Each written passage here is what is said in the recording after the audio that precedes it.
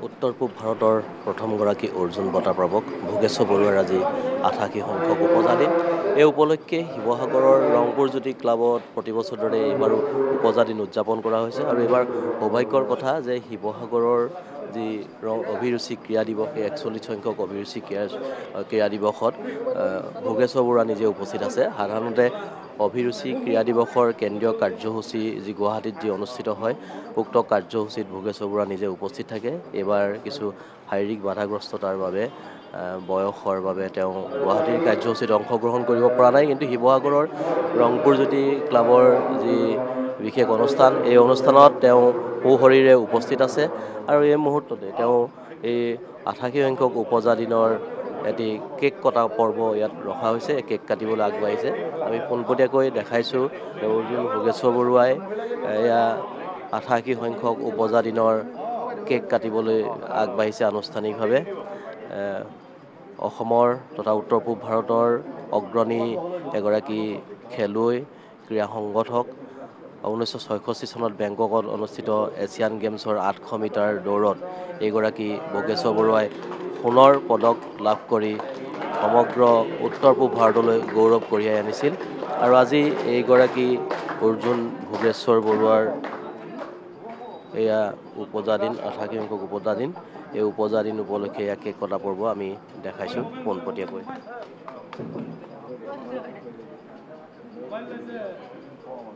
সকলোৰে হৈ নাখায় নহয়, আমি অলপ সৰহকৈ দিছোঁ দেই, আটাইৰে হৈ।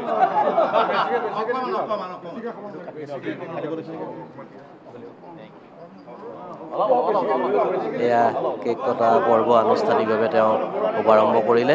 বিভিন্ন গণ্যমান্য ব্যক্তি ইয়াতে উপস্থিত আছে।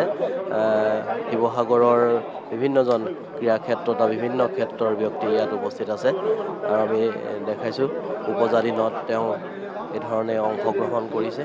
আমি তেওঁৰ বক্তব্য জানিবলৈ চেষ্টা কৰিম। আজি যিহেতু তেওঁ এটা বিশেষ দিন, এই বিশেষ দিনটোত তেওঁ মনৰ অনুভৱ কি ধৰণে ব্যক্ত কৰে আমি সেয়া জানিবলৈ চেষ্টা কৰিম। আজি আপোনাৰ জন্মদিনৰ NKTVৰ তৰফৰ পৰা প্ৰথমেই শুভেচ্ছা জ্ঞাপন কৰিছোঁ। ধন্যবাদ। আজি জন্মদিনটো কি ব্যক্ত কৰিব? হয়, কৰিবলৈতো বহুত আছে, ক'বলৈ আছে, বহুত আছে, কিন্তু মই সিমান নকওঁ। এটাই কথা কওঁ, মই কোন? এজন স্পৰ্টছমেন, নহয় জানো? ৰাইজে মোক যিটো সন্মান দিছে স্পৰ্টছৰ ক্ষেত্ৰত, আৰু মই তেখেতসকলক অনুৰোধ এটাই কৰিম যাতে আমাক স্পৰ্টছৰ ছাইডটো প্ৰডাকশ্যনত তেখেতসকলে হেমাহি নকৰি আগবঢ়াই নিয়ক, এইটোকে মই ক'ম। ধন্যবাদ। খেলুৱৈসকলৰ প্ৰতি কি আহ্বান জনাব? খেলুৱৈসকলক মই সেইটোকে কৈছোঁ, মোক যিসকলে আদৰিছে, হেৰি কৰিছে, সন্মান জনাইছে, এই সন্মানটো ৰাখি তেখেতসকলে খেলুৱৈ পিছত লাগক আৰু খেলুৱৈ প্ৰডাকশ্যন কৰক। মোৰ কথা হৈছে আমাক প্ৰডাকশ্যন দৰকাৰ। ক্ৰীড়া নীতিটো সলনি কিবা কৰিব লগা আছে নেকি? ক্ৰীড়া নীতি কৰিবলৈ হ'লে মানে কি চৰকাৰৰ লগত যোগাযোগ কৰিব লাগিব, এনেকৈ নহয় কেতিয়াও। আমি যাব লাগিব চৰকাৰৰ লগত, আমি নিজে আলোচনা কৰি কিবা এখন বনাবৰ কাৰণে চৰকাৰৰ লগত গৈ বহিব লাগিব, তেতিয়াহে কিবা এটা হ'ব। নহয়, কাৰণ আজিকালি আগতে অক্সিজেন কেম্প লৈছিলোঁ, আমি কৰাইছিলোঁ ল'ৰা ছোৱালীক। এতিয়া ছিজনতো কেম্প নহয়, ছিজনত একচুৱেলি কেম্প হ'ব নালাগে, অফ ছিজনত হ'ব লাগে। আমি অফ ছিজনত 2-3টালৈকে কেম্প কৰি পাইছোঁ, কিন্তু আজিকালি নকৰে, একো নকৰে। এইটো বৰ দুখ লগা, কাৰণ গোটেই বস্তুটো ট্ৰেইনিং হয় অফ ছিজনত, আৰু ছিজনত কম্পিটিশ্যনহে হয়, আন নহয়। ছিজনত কম্পিটিশ্যন মানে ট্ৰেইনিং কৰিবলৈ আহিলে মানে কি তেতিয়া হেৰি নহয়, মানে ওলোটা হৈ আছে। ওলোটা কোৱাৰ ধৰণে আচলতে চৰকাৰে ক্ৰীড়া ক্ষেত্ৰৰ উন্নয়নৰ কিবা কৰিব লগা আছে নেকি? কৰিব লগাটো বহুত আছে, মই ক'লোৱে নহয়, বহুত আছে কৰিবলগীয়া। তেখেতসকলে প্ৰথমে যিবিলাক মানুহক মানে স্পৰ্টছৰ হেৰিটোত লগাই থৈছে, গম পাইছেনে, মুৰব্বী হিচাপে, সেইবিলাকক অকণমান সঁচা দিব লাগিব। এইবিলাকে একো কাম নাই কৰে নহয়, কি কৰিছে নহয় এতিয়া? মই আজিলৈকে এটা কেম্প ল'বও দেখা নাই।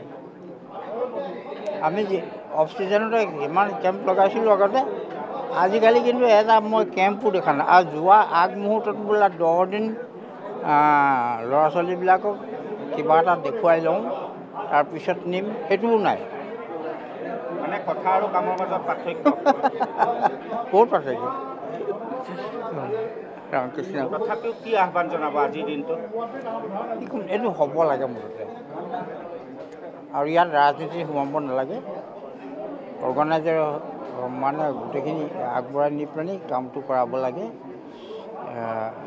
যাক দায়িত্ব দিছে সি আগভাগ লৈ পেলাই এই কামবিলাক আগবঢ়াই নিলে মানে ভাল হয়, নহ'লে নহয়।